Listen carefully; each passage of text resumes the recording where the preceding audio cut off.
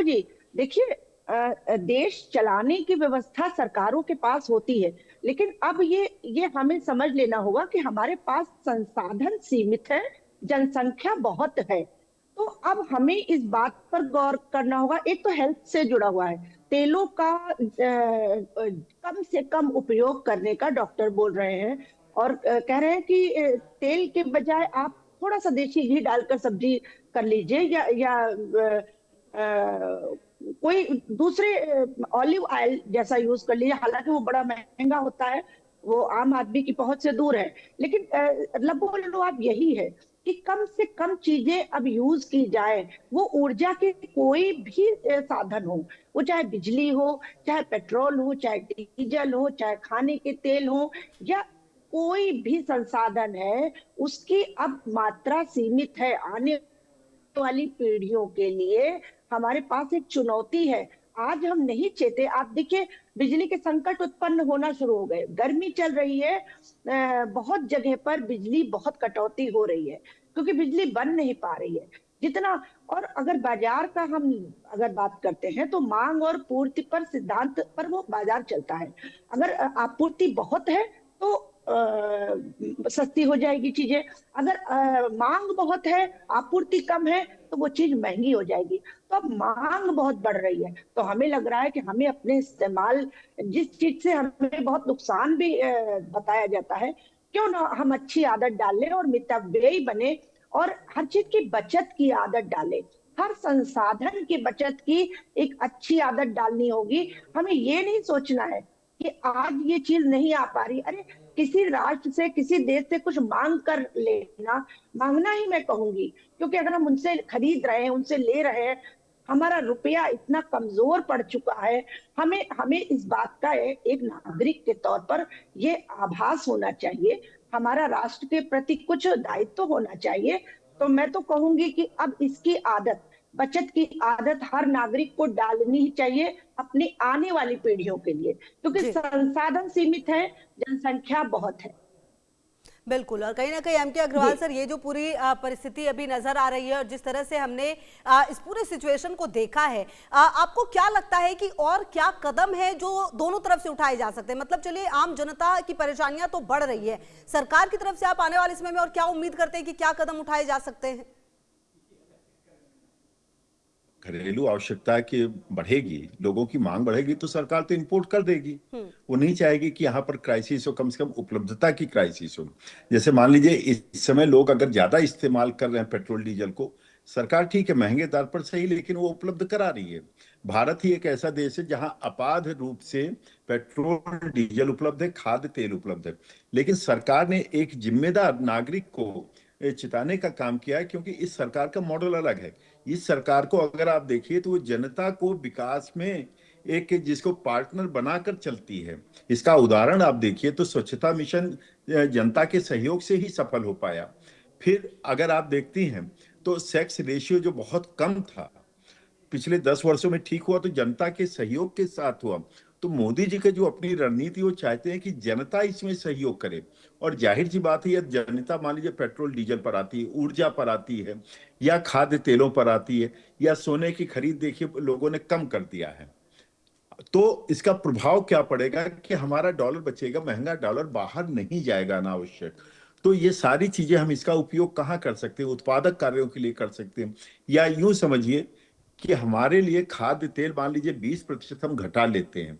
ये 20% घटा करके जो भारत में उपलब्ध सब्जियां हैं, हमारे यहाँ के उपलब्ध फ्रूट्स हैं, ऐसा नहीं खाने पीने की दिक्कत है। 80 करोड़ लोगों को भारत सरकार मुफ्त में अनाज दे रही है। क्यों? ताकि उनका स्वास्थ्य ठीक रहे, उनका न्यूट्रिशन ठीक रहे, इसलिए उपलब्ध कराई। ऐसा नहीं खाने पीने को कोई संकोच की बात है, लेकिन जो चीज हेल्थ के लिए भी ठीक नहीं है, दाल के लिए तो उन्होंने नहीं कहा कम उपयोग करिए, लेकिन तेल ऐसा, खाद्य तेल ऐसा है कि जिसको हम घटा सकते हैं, स्वास्थ्य भी बेहतर कर सकते हैं, अपना भी स्वास्थ्य, अर्थव्यवस्था का भी स्वास्थ्य ठीक कर सकते हैं, इसलिए हम।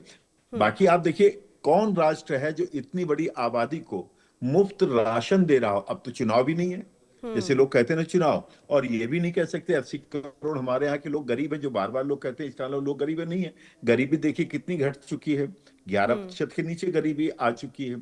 तो गरीबी भी घटी है, तो ये जो रणनीति है जनता के सहयोग से ही संभव हो पाएगा। बिल्कुल, इससे और लड़ना इसमें खाली बहुत बड़ी भूमिका हो जाती है सबकी। अच्छा रूपा जी, देखिए ये जो फ्यूल क्राइसिस से ट्रांसपोर्ट भी रुका है और जो किसान है उनका ये भी कहना है कि हमें डीजल नहीं मिल पा रहा, उनकी भी ये समस्या काफी महत्वपूर्ण है, क्योंकि अगर किसानों को समय रहते नहीं इस प्रॉब्लम को सॉल्व किया गया, फिर आने वाले दिनों में आम लोगों की दिक्कतें और बढ़ेंगी। जी, मुझसे सवाल है? जी जी जी, रूपा जी आपसे ही सवाल। जी जी, देखिए भारत एक कृषि प्रधान देश है, तो मुझे लगता है, मैंने अभी फिर ये बात दोहराई भी है कि सरसों और राई जैसे बहुत बड़े मात्रा में खेती होती थी, और हमारे यहाँ सरसों के तेल के भंडार होते थे। तो किसान को किसी भी तरीके की किल्लत न उठानी पड़े, उसे उससे उसके ऊपर किसी तरह महंगाई की मार न पड़े, इस बात का अगर सरकार ख्याल रखती है, तो जैसे उनका स्लोगन है कि सबका साथ सबका विकास, तो अगर वो सबका साथ लेना चाहते हैं, सबका विकास करना चाहते हैं, तो उस पहली पंक्ति में उन्हें अपने किसानों को देखना होगा, क्योंकि अन्नदाता जो है, अगर उसको सरल तरीके से अपनी खेती करने का अवसर मिल गया, तो भारत कृषि प्रधान देश है। भारत बहुत सी ऐसी चीजें हैं जो निर्यात करता है, और आयात के साथ साथ जब निर्यात बढ़ेगा तो कहीं ना कहीं अर्थव्यवस्था में बड़ा सुधार होगा। और ये डीजल की बढ़ती कीमतें, ये निश्चित रूप से किसान की कमर तोड़ रही है। किसानों को राहत मिलना चाहिए और किसानों पर बहुत फोकस होना चाहिए, ये समय की मांग है। बिल्कुल, और एम.के. अग्रवाल जी, किसानों की मदद होनी ही चाहिए, ये समय की मांग है और ये सबसे ज्यादा जरूरी है। देखिए बिल्कुल ठीक है, किसानों के इसीलिए प्रधानमंत्री जी ने कहा सोलर पंप को आज से नहीं कई साल से प्रमोट कर रहे हैं, इसीलिए पारंपरिक खेती को प्रमोट कर रहे हैं कि हमें बाहर के फर्टिलाइजर पर ना, ये तो अब आई है समस्या, लेकिन उसके पहले से पारंपरिक खेती, जैविक खेती को प्रोत्साहित कर रहे हैं। ये एफपीओ के माध्यम से देखिए उत्पादन को बढ़ाने का काम चल रहा है।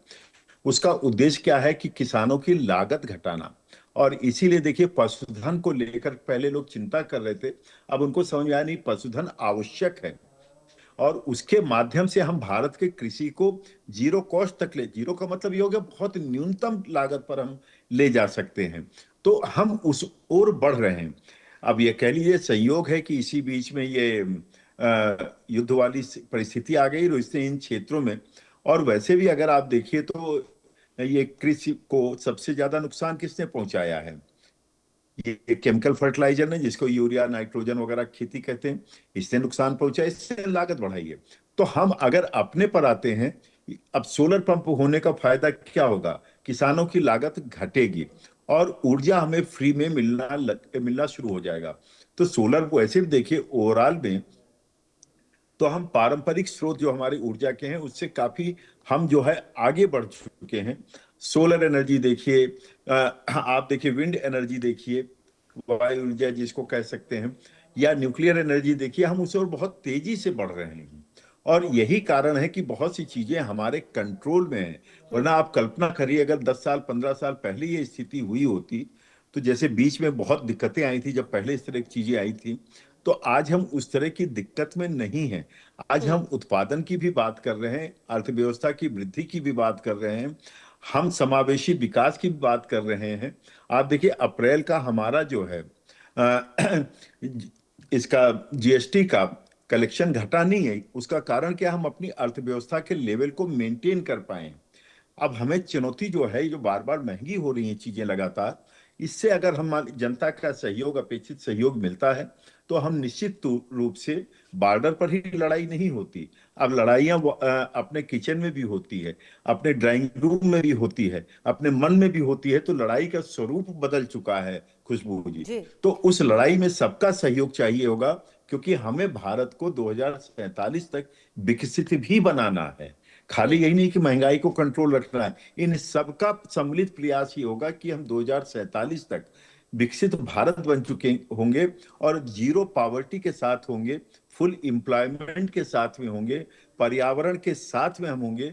तो हमें उस ओर बढ़ना है। ये जो तात्कालिक चुनौतियां हैं, इसको अगर हम मिल करके इसको निपटा लेते हैं, तो हम बहुत तेजी से आगे बढ़ने की क्षमता रखते हैं। बिल्कुल। और कहीं ना कहीं जो रूपा जी ये भी बात सही है कि लोगों के घर के खर्चे तो 1000 रुपए तक बढ़ गए हैं। एक आकलन ये कहता है कि कहीं ना कहीं जो परेशानियां हैं वो भी और बढ़ेगी। लोगों को भी थोड़ा मेंटली प्रिपेयर होना पड़ेगा कि अगर ये युद्ध यूं ही और थोड़ा लंबा जाएगा तो ये समस्याएं आएंगी।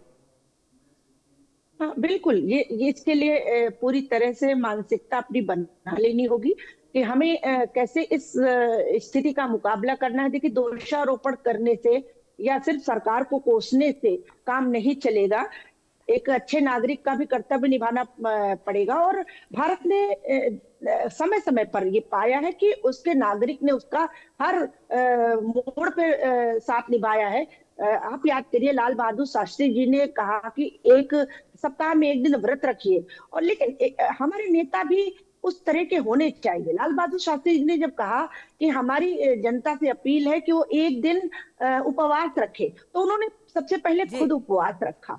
तो मुझे लगता है एक बिल्कुल, लोगों का सहयोग बहुत जरूरी है। समय पड़ेगा। मुझे इतनी की इजाजत दे रहा है। बहुत शुक्रिया रूपा जी आपका भी, और एम के अग्रवाल सर आपका भी बातचीत करने के लिए और इस चर्चा में शामिल होने के लिए। बहरहाल चलिए मेरे साथ